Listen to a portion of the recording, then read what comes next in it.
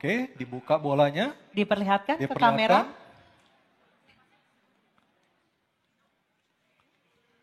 Temanya adalah tata kelola pemerintahan. Baik.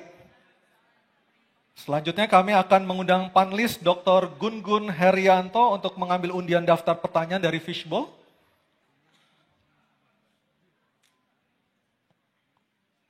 Huruf? Diperlihatkan? B. B. Oke, tata kelola pemerintahan huruf B. Baik, ini dia. Masih tersegel. Silakan Kita Anissa, masih perlihatkan tersegel. ke kamera. Ini menandakan kerahasiaan pertanyaan yang telah disusun oleh para panelis terjaga dengan baik. Baik, kita ingatkan sekali lagi para calon wakil gubernur untuk mendengarkan dengan seksama karena pertanyaan tidak akan kami ulang. Pertanyaan untuk calon wakil gubernur nomor urut 1, Bapak Suswono. Pada tahun 2023, Jakarta beberapa kali mengalami kualitas udara terburuk di dunia dengan rata-rata nilai Air Quality Index 120 hingga 170, termasuk kategori tidak sehat. Untuk menyelesaikannya, Jakarta perlu berkolaborasi dengan pemerintah pusat, pemerintah daerah, dan industri. Belum lagi penanganan banjir, transportasi terintegrasi, sampah, perumahan, dan ketersediaan air bersih.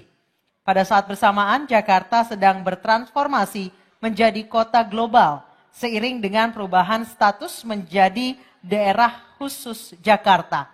Pertanyaan, bagaimana Anda akan membangun kolaborasi intergovernment dan intra-government dalam kebijakan publik dan pelayanan publik? Silakan dijawab Pak dalam waktu 2 menit. Ya, tentu saja kolaborasi adalah satu keniscayaan yang harus dibangun karena tidak mungkin Jakarta ini tentu dengan berkurangnya lahan dan juga tidak mungkin lagi dengan ke depan akan menjadi kota global, maka industri yang nanti akan ditampilkan adalah industri kreatif.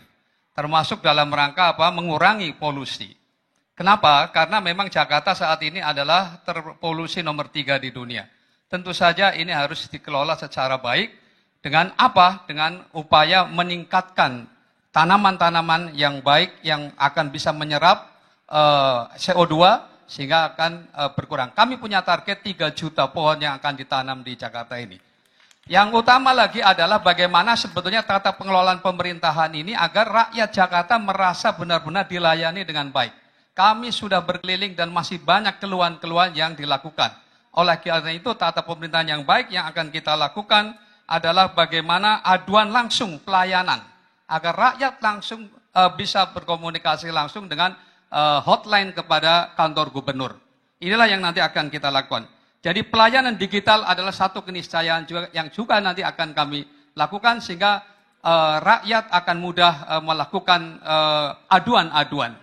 Dan yang penting lagi adalah bagaimana agar dana-dana yang ada di Jakarta ini bisa dikelola dengan baik agar tidak mubadir ataupun tidak sia-sia karena adanya masih ada indikasi korupsi masih tinggi. Oleh karena itu tentu ini yang akan kita lakukan agar semua pendapatan daerah dari Jakarta ini akan bermanfaat sebesar-besarnya untuk kemakmuran rakyat Jakarta.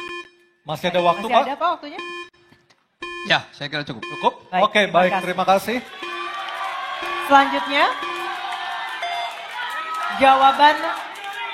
jawaban calon wakil gubernur nomor urut 1 akan ditanggapi oleh calon wakil gubernur nomor urut 2, Bapak Kunwardana. Kami persilahkan untuk menanggapi, waktu Anda 1 menit.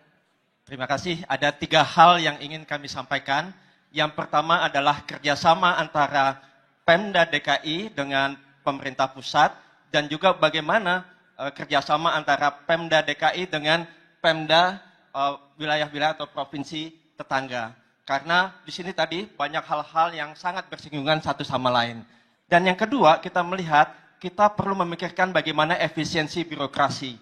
Dan kalau kita lihat perkembangan zaman yang modern, kita harus bisa memiliki birokrasi yang cepat tanggap dan juga handal untuk bisa membuat Jakarta bisa selalu cepat di dalam melaksanakan program-programnya. Dan yang ketiga adalah transparansi dan partisipasi publik.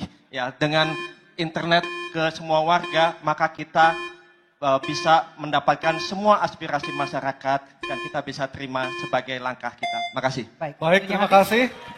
Dan selanjutnya kita akan mendengarkan jawaban dari calon wakil gubernur nomor urut 3, Bapak Rano Karno atau Sidul, untuk menanggapi jawaban dari calon wakil gubernur nomor urut 1. Kami persilakan Bapak Rano Karno, waktu Anda 1 menit. Terima kasih.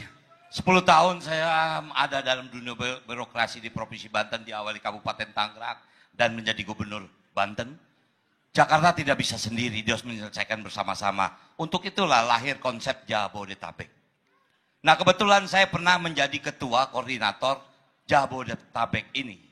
Jakarta mempunyai populasi sangat unik. Setiap pagi 14 juta, malam 9 juta. Kendaraannya hampir 10 juta. Dikelilingi 3.000 industri.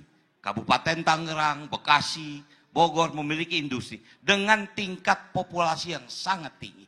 Nah, itulah makanya setelah Jabodetabek ini dilihat, dikembangkan menjadi aglomerasi. Karena di Jakarta tidak bisa menyelesaikan sendiri. Baik banjir, macet, maupun polusi.